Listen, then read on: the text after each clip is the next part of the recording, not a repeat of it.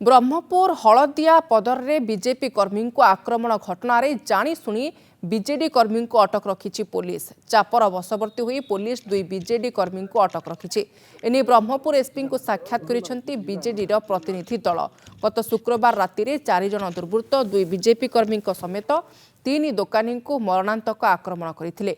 ए घटना रे गोलंथरा थाना पुलिस 3 जन को गिरफ्त करी कोर्ट चालान करथिबा बेले आज 2 जन बीजेडी नेता को थाना रे अटक रखी।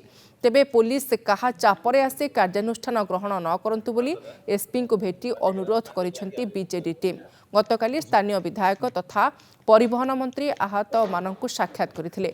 मंत्री को एभली गस्त द्वारा पुलिस को चाप पकाई बीजेडी कर्मी विरोध में कार्यानुष्ठान ग्रहण करने को परोक्षरे बाध्य करा जाउछि बोली संदेह करिछि बीजेडी।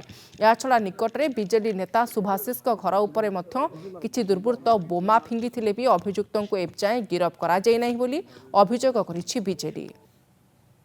देखंतु किए आक्रमण करछि हम तो से कथा घटना जानिनु।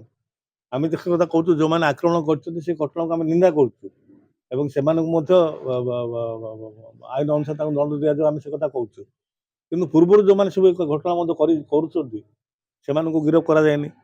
सरकार आज आसी बोली एते उत्पात हवा एते माने गोटे आईन श्रृंखला परिस्थिति तैयारी करवा ठीक नुह। तदंतर जना पड़ी से स्पाट रे 4 लोक थिले, 2टा बाइक आसते 3 लोक से हाणाहाणी करुचंदी।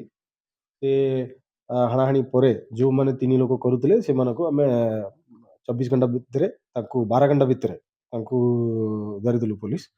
तापर जे बाइक रे जणे आसतिला से वर्तमान सुधा से फरार अछि ताको एबे भी हमें खोजिछु।